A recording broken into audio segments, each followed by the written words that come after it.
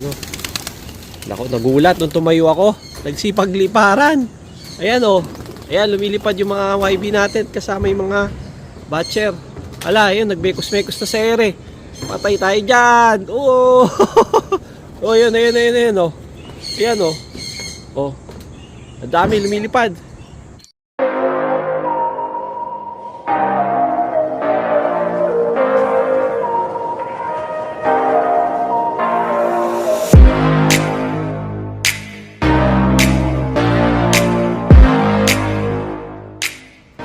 What's up guys, Ebong Love TV. Kamusta kayo mga kaebong? Panibagong vlog na naman.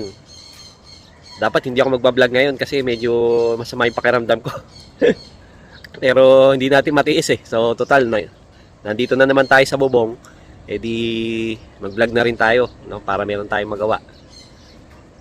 Ang topic natin for today is yung ating mga bagong YBs na tinetrain. Medyo marami-rami ito mga kaebong. Tingnan nyo. Ayan. So, meron doon. Tapos, meron dito. Meron dito. Ayan, no? Ang dami. At yung mga YB na yan, eh, wala nang tape yan. Lahat yan, pwede na sila lumipad anytime na gusto nila. So, meron na rin dyan mga pumipitik-pitik kahit papano. May isa na nga ako na nag-overfly. Sayang. Eh, wala. Ganun talaga. Wala tayong magagawa. Lumipad kahapon. Nakita ko, umikot-ikot naman siya. Tapos, hindi na nakadapo. Hindi na bumaba. Eh, hindi natin alam kung babalik pa. Sayang, grisel pa naman yun. Tsaka, maganda yung line, yung linyada nun eh. Pero anyway, ganun talaga. So, buti nga, isa lang yung nawala eh. So, meron ako isa doon dati, yung red check. Yun, nasa dulo. Ayun, yung red check na yun. Nag-overfly din yun, pero bumalik naman nung hapon. So, kaso kinabukasan, eh, nagka one eye cold siya. Siguro na-stress. Kaya binartolina ko muna ng mga siguro 5 araw. Okay, ngayon lang siya nakalabas. Tapos nung lumipad, eh, bumaba na. So, okay na. Ayos na. Yung mga ibon na yan, ilalaban natin yan sa, sa south. Pang south yan. Nakasingsing yan ng KOSA at saka BFRC. Ayan. So, masyado pa maaga para kumbaga i-road training kasi hindi pa nga lumilipad eh. So hindi pa sila naggugrupo-grupo, hindi pa sumasabay do sa mga batcher natin. So talaga sobrang aga pa. Eh medyo tinamaan tayo ng inip, yung sakit na inip. Kaya nailabas na natin. Ayan, so gusto ko nga sana noon dahan-dahan pero wala, nainip na tayo eh. So nilabas na natin lahat. Ayan. Kaya pagka tinamaan kayo ng inip, eh samahan nyo ng dagdag ingat. Kasi baka maubos yung mga YBs nyo. Kamukha ako, nag-overfly yung isa. Ayan. At ipapakita ko sa inyo, ayan, yung mga nasa cage na yan. Ayan, ano ba yan? Meron pa tayo dyan. Yan yung bago nating inakyat. Makikita nyo, sing-sing kulay blue. At saka dalawa.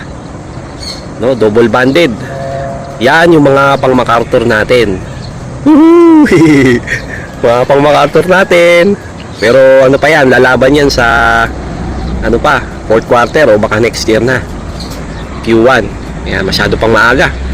Mga pa 2 months pa lang ang edad niyan. So lapitan natin. Alright. So ito yung mga wires natin. Meron tayo dyang red check.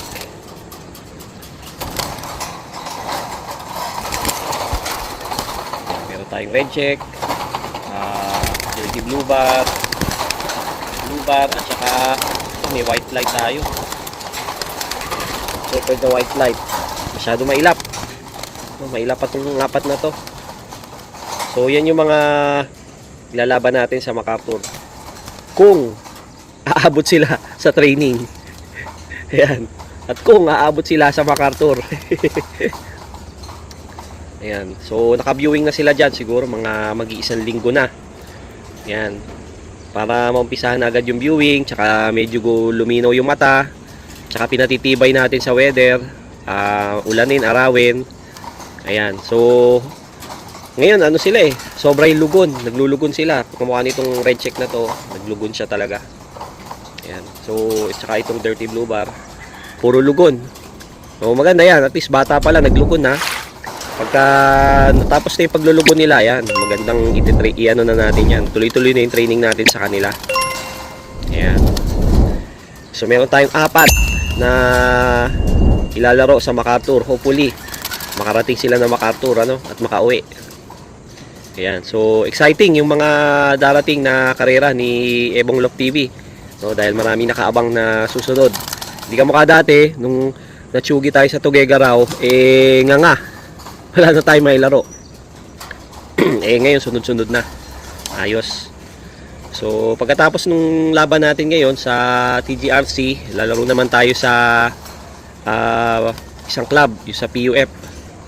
Ayan, hindi na natin nailaro sa BBC kasi medyo conflict yung schedule, yung mga schedule ng laro, sunod-sunod kasi. Kaya hindi na tayo nakasali doon. So pagkatapos ng PUF ay abangan natin kung ano yung susunod na palaro. Ayan. So hanggang July meron tayong gagawin sa karera. Busy tayo sa pagkakarera hanggang July siguro. Ayan. July hanggang August siguro yan. Ayan, tingnan natin. Alright.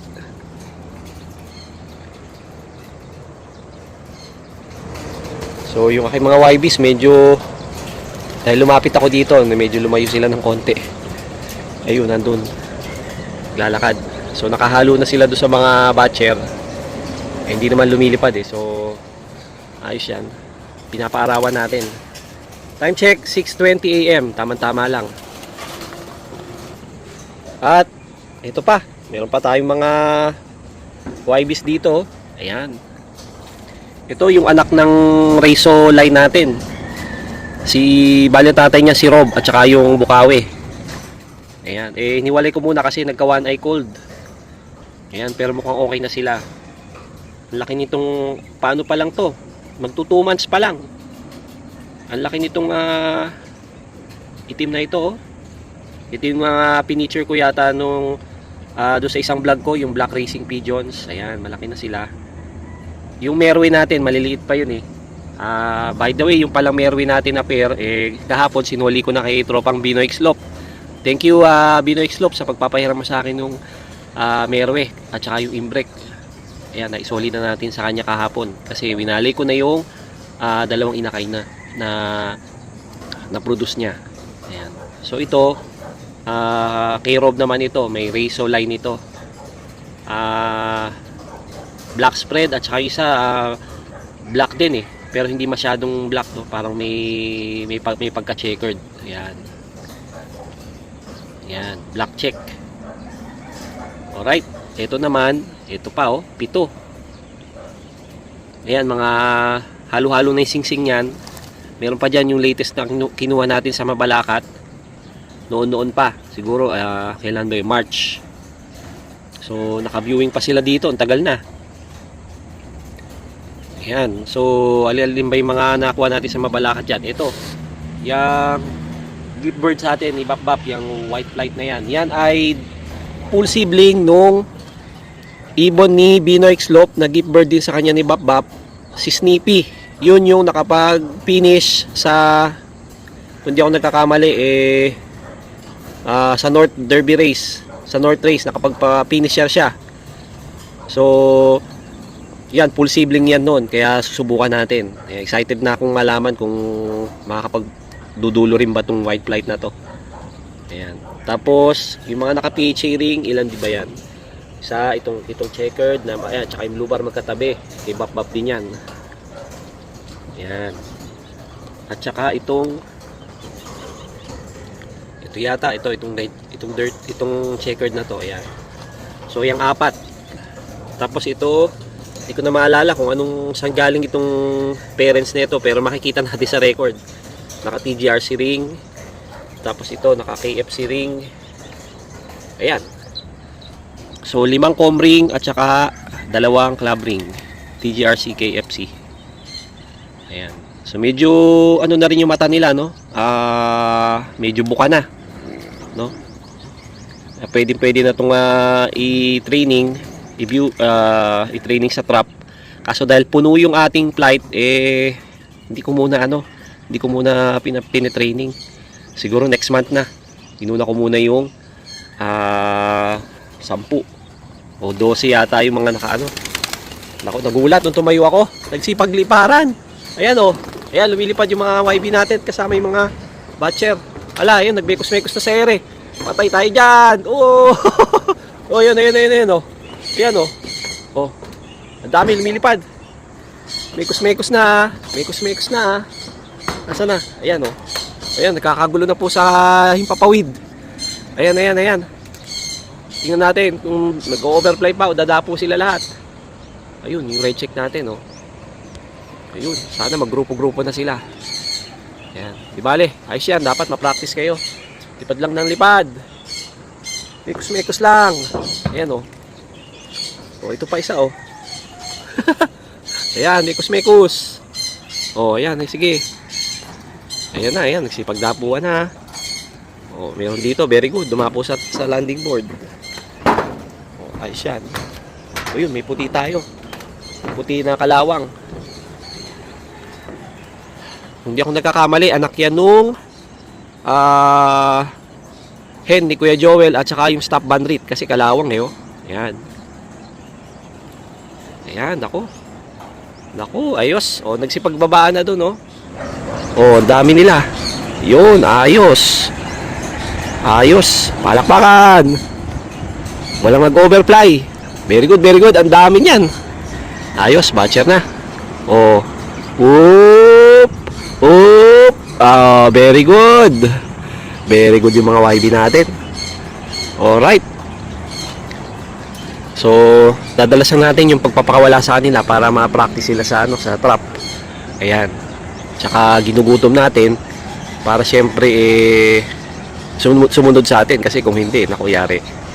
Ay, papakita ko pala sa inyo, guys. Ayun yung ating ilalaban sa buka. Isasakay natin mamaya. Ayun, bumabara ako na yun, no.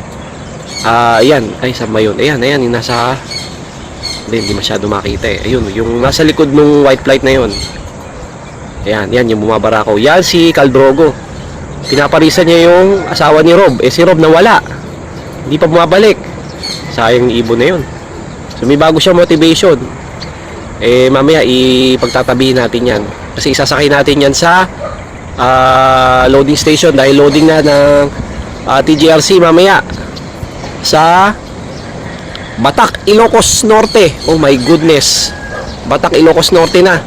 Isa na lang, pagudpod na. Kaya sana maitawid ni Caldrogo yung karera na to. Confident ako na maitatawid na. Biruin mo naman. Yung Kabugaw, Ilocos Sur, bumabagyo pa, bumalik siya. Kung maganda panahon, papunta sa Batak, hanggang dito, kayang-kaya. Kaya, sana, pala rin tayo na makapagpadulo. Ayan, oh. Ayan, tingnan nyo, oh. Nagsusubuan, oh. Oh. So may bagong motivation si Caldrogo. Ayan. Alright. So bali 2 beses na nakatop yan, pero isasakay pa rin natin, malay nyo, di ba? So hanggang tumuwi yung ibon, sasakay natin. Ayan, wala pa naman tayo napapatunayan eh. So sige lang, go lang, laban lang. Alright.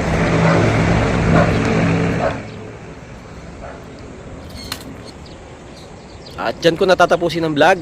Maraming salamat sa inyong panonood. Pero bago yan, shoutout muna sa mga kaebong natin dito sa Team Apalit. Maraming salamat sa inyong suporta. Muli, ito ang inyong nerbyosong pansier, Ebong Love TV. Keep safe, God bless. Bye-bye!